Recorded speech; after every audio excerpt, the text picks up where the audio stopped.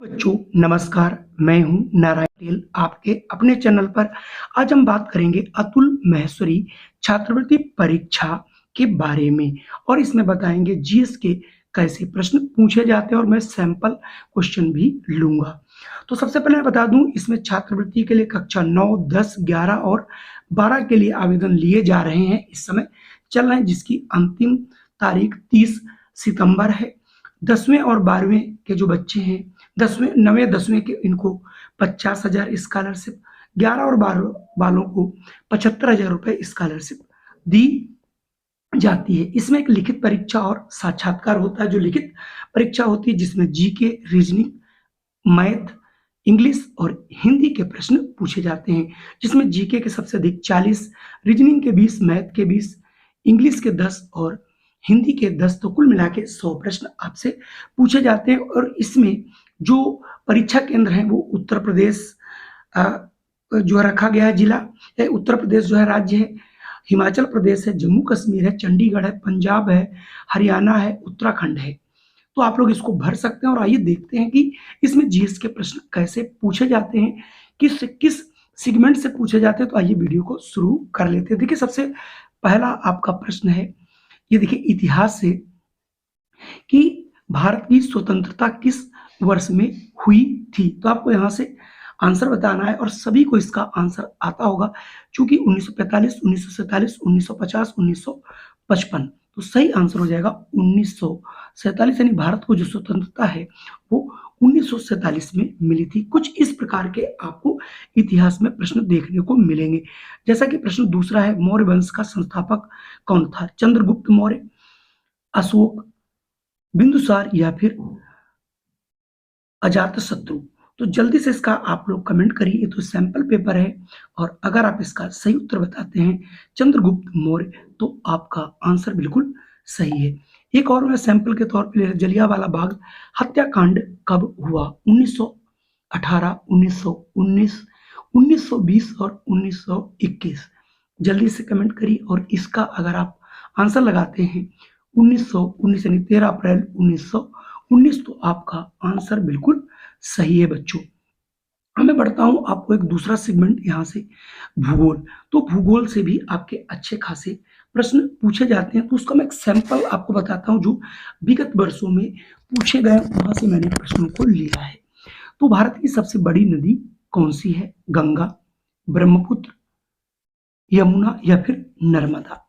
तो इसका सही आंसर बच्चों क्या होगा? सभी लोग, आप लोग भी जानते होंगे, इसका सही आंसर हो जाएगा बच्चों गंगा। तो हम गंगा को टिक कर लेंगे।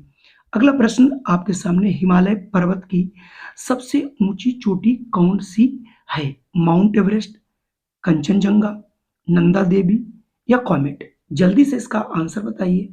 और अगर इसका आंसर आप, चूंकि हिमालय की पर्वत चोटी अगर पूछा गया है, तो इसका सही आंसर हो जाएगा माउंट एवरेस्ट, जो कि आपकी नेपाल में पड़ती है। और भारत की पूछा जाएगा तो आप आंसर लगाएंगे K2 यानी कंचनजंगा। चलिए अब मैं बढ़ता हूं अगले प्रश्न पर। हमारा अगला प्रश्न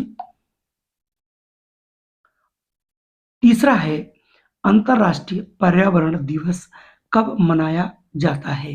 5 जून, 31 जुलाई, 16 दिसंबर या फिर 22 अप्रैल।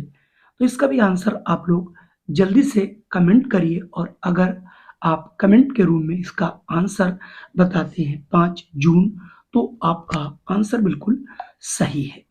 अगले प्रश्न की बात करूं तो संविधान से भी प्रश्न आपके पूछे जाएंगे और अच्छे प्रश्न यहाँ से पूछे जाते हैं। देखिए, संविधान का अच्छा एक प्रश्न आपसे पूछा गया है, भारत का संविधान कब लागू हुआ?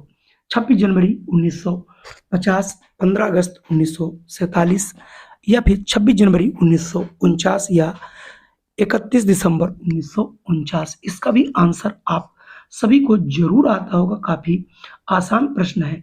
और अगर आप आंसर के रूप में चुनते हैं 26 जनवरी 1950, तो आपका उत्तर बिल्कुल सही है। चलिए अब हम बढ़ते हैं अगले प्रश्न पर।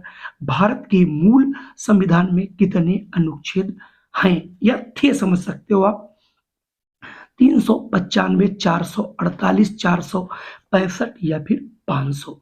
तो मूल संविधान जब बन के तैयार हुआ था उसकी बात की जाती है कि इसमें कुल कितने अनुच्छेद थे, तो वो थे 395। वेरी मोस्ट इंपॉर्टेंट प्रश्न है जिसे हमको याद रखना है।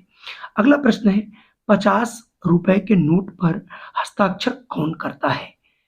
तो आपको बता दूं 2 रुपए के ऊपर यानी 2 रुपए से लेकर के जो नोट छपते हैं उन पर एक ही व्यक्ति के साइन होते हैं, चाहे 50 का नोट पूछे, 2 का पूछे, 100 का पूछे, 200 का, तो आपको यही याद रखना है।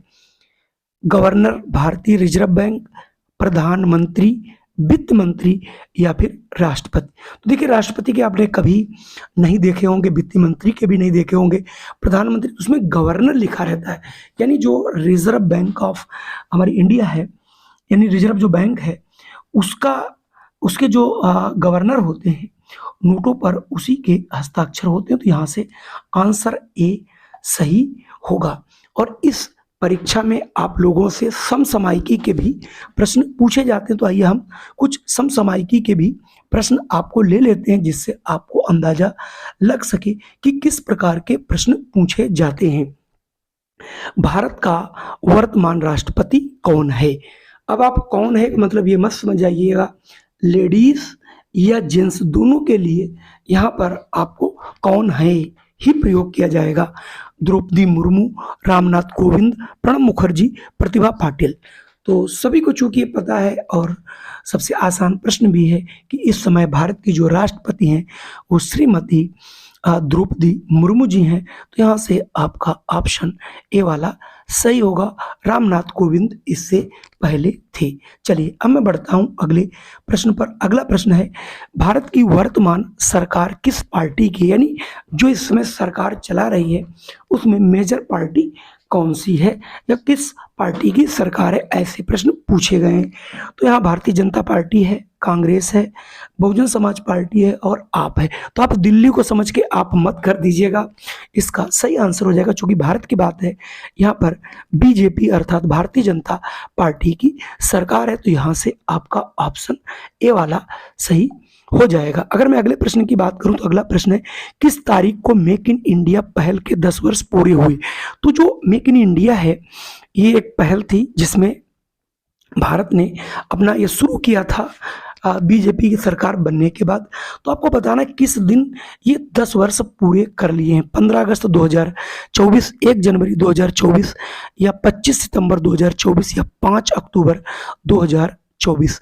इसको जल्दी से आप बताइए और अगर आप बिल्कुल सही हैं तो इसका सही आंसर है 25 सितंबर 2024 को जो है मेक इन इंडिया के 10 वर्ष पूरे हुए हैं। तो कुल मिला के इस प्रकार के प्रश्न पूछे जाते हैं। अगर आपको वीडियो पसंद आया हो और अगर आप और वीडियो चाहिए तो आप लोग कमेंट करिएगा। मैं आपको प्रतिदिन एक वीडियो बना के जरूर दूंगा जिसमें आपको जीके, रीजनिंग, मैथ, इंग्लिश और हिंदी सारे विषय सम्मिलित होंगे। जय हिंद, वंदे मातरम। फिर मिलता हूं आपको एक नई वीडियो में।